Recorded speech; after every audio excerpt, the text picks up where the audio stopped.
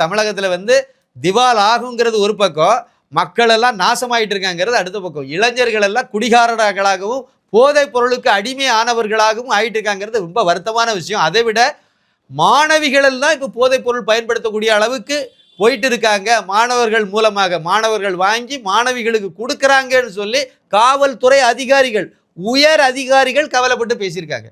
இதெல்லாம் வந்து இதுக்கு காரணம் காவல்துறையால் கட்டுப்படுத்த முடியாதான்னு நீங்கள் கேட்கலாம். அதுக்கு ஒரு துறைக்கு ஒரு அமைச்சர் இருக்கார்ல, அவருடைய அனுமதி வேணும்.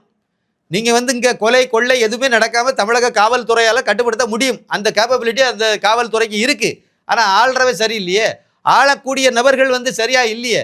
நீங்கள் எதை கையை கட்டி போட்டிங்கன்னா இவங்க என்ன நடைமுறை எப்படி படுத்துவாங்க?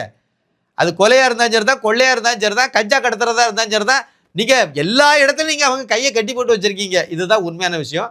அதனால் வந்து சுத்தமாக இதெல்லாம் மாறணும். தமிழகம் சுத்தமாக மீண்டும் காமராஜர் ஆட்சி நடக்கணும் அப்படின்னா திரு அண்ணாமலை ஐபிஎஸ் முதலமைச்சராக வரணும்.